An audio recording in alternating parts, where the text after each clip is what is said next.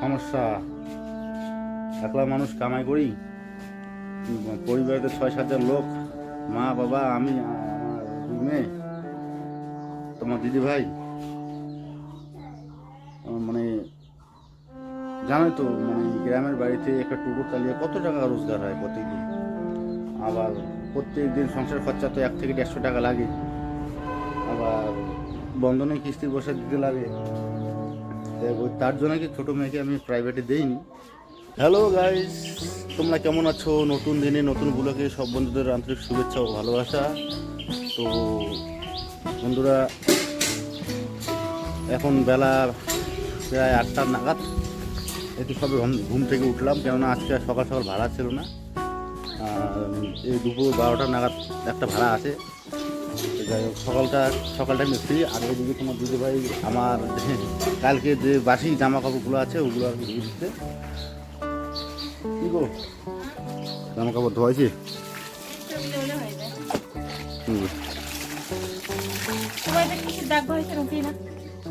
কোনগুলো রে?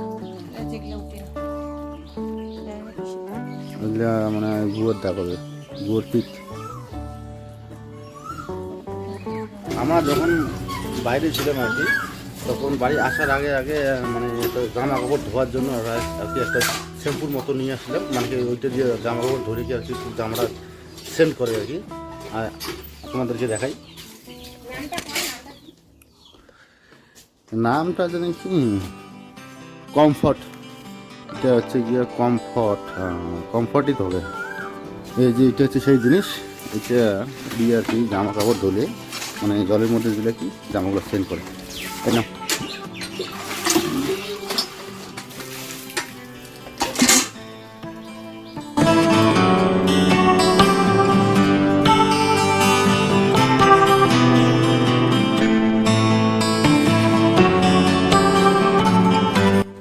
কেউ যদি আনতে চাও নিয়ে আসবেন। খুব ভালো সেন্ট করে জামার মধ্যে, কাপড়টা শুকিয়ে গেলে। তো বন্ধুরা, যাই, এখনো হাত মুখ ধোয়া হয়নি। হাত মুখটা ধুয়ে নিই আগে, ধুয়ে নেওয়ার পর দেখা যাক কী করা যায়।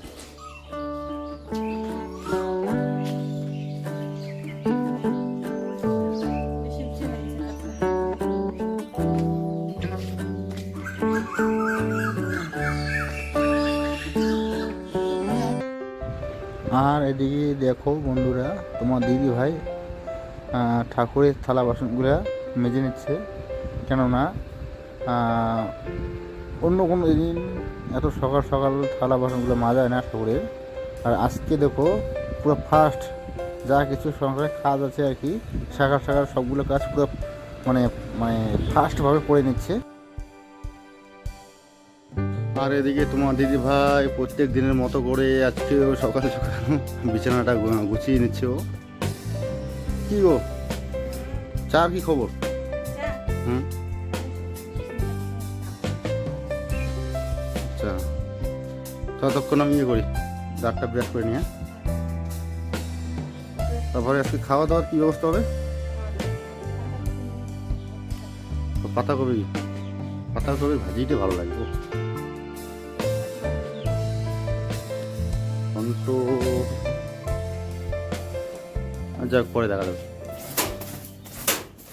কাজ করার মধ্যে আমি একাই আর কি টোটো চালাই। আর বাবা তো শরীর খারাপ, দেখবেন হয়তো আমাদের বাড়িতে 2টা টোটো থাকতে পারে, যে আমার বাপের মানে বাপ বেটা মিলে আর কি টোটো চালাই, অত পয়সার অভাব নাই। তো সেইটা না, তো বাবার কথা বাদ দাও, বাবার তো এমনি শরীর খারাপ, বাবা ঠিক মতন টোটো চালাতে পারে না। টোটো এমনি মানে ভেঙে গেছে, ওটা ঠিক করার পয়সা হয় না। তো যাই হোক, এমনি আর কি যাই টুকটাক করে চালায়। আর বাকি টোটো মানে সারাদিন আমি চালাই। একদিন টোটো না চালালে কিন্তু পেটে ভাত যাবে না। তোমাদের দিদিভাইকে দেখতে পাচ্ছ সকাল সকাল সাজগুজ চলছে, কেননা ও আজকে অনেক খুশি, আজকে বাপের বাড়ি যাবে। তাই সকাল সকাল মানে প্রত্যেক দিনের মতো বলবো না, শুধু আজকের দিনটার কথা বলবো, যে সকাল সকাল সব কিছু কাজ সেরে নিয়ে স্নান করে নিল, করার পরে এখন রান্না করে যাবে, রান্না করবে। রান্না করে আর কি সবাইকে খাইয়ে ও যাবে ওর বাপের বাড়িতে, যে 2 দিনকার জন্য মনে হয়তো। ও তো বলছে যে 2 দিন থেকে আসবো। যাই হোক, দেখা যাক। যে ওই যে ছোটো মেয়ে আসলো প্রাইভেট থেকে, সীমা গো প্রাইভেটে ভালো লাগে মা গো? প্রাইভেট পড়ে কেমন লাগে মা গো? ওদিকে দেখে বলো প্রাইভেট পড়তে কেমন লাগে? এদিকে দেখে বলো হাই বলো। ও বলে ভালো লাগলে এই যে হচ্ছে আমাদের ছোট মেয়ে, এগুলো পড়াশোনার নলেজ অনেক ভালো আছে। যে কোনো একটা অক্ষর ওকে দেখে মানে দেখানো যায় আর কি, যে এইভাবে লিখতে হয়। একবার দুইবার দেখিয়ে দিলে আর কি ও শিখে যায়। আর এই যে হচ্ছে আমার বড় মেয়ে, ও তো মানে একটা অক্ষর একবার কেন 10বার দেখার পরেও কিন্তু শিখতে পারে না। যাই হোক ওর একটু ব্রেন বুদ্ধি একটু কম আছে। তো পড়াশোনার কথা আর কি, স্কুল আর প্রাইভেট যে কথা বললাম দিতে চাই না ও। মানে স্কুল প্রাইভেটের কথা বললে আর কি শরীরের মধ্যে জ্বর এসে যায়, এর আগে তো বললামই। আর এই যে আমার ছোটো মেয়ে, ওর পড়াশোনার দিকে আর কি ট্যালেন্ট অনেক ভালো আছে। ও নিজেই স্কুল যেতে চায়, নিজেই প্রাইভেটে যেতে চায়। তো স্কুলে তো এমনি ভর্তি করে দেওয়ানো আছে কি যাই স্কুলে যায়, কিন্তু প্রাইভেটটা এখন দিতে পারেনি। সমস্যা, একলা মানুষ কামাই করি, পরিবারেতে 6-7 জন লোক, মা বাবা আমি আমার 2 মেয়ে, তোমার দিদি ভাই। মানে জানোই তো মানে গ্রামের বাড়িতে একটা টোটো চালিয়ে কত টাকা রোজগার হয় প্রত্যেকদিন। আবার প্রত্যেকদিন সংসার খরচা তো 1 থেকে 150 টাকা লাগে। আবার বন্ধনে কিস্তি বসে দিতে লাগে। তার জন্য কি ছোটো মেয়েকে আমি প্রাইভেটে দেইনি। তো কালকে এসে বললো ওর মাকে যে না আমি প্রাইভেটে যাব। আমিও কিছু বললাম না, যে যেতে চাই যাক। মাসে 400 টাকা করে আর কি ওর দিদি যেখানে প্রাইভেট পড়ে, তা ও যদি যায় তাহলে 400-800 টাকা দিতে হবে মাসে। তো আমি চিন্তা করতেছি আর কি কীভাবে 800 টাকা জোগাড় করবো, কেননা এদিকে বন্ধন দিতে লাগে, আবার এদিকে আশীর্বাদের কিস্তি দেখা যাক, যখন কাটার তখন দেখা যাবে। মানে পরীক্ষার ব্যবস্থা পরে দেখা যাবে, ব্যবস্থা আপনার মানে অটোমেটিক হয়ে যাবে, কোনো ব্যাপার না।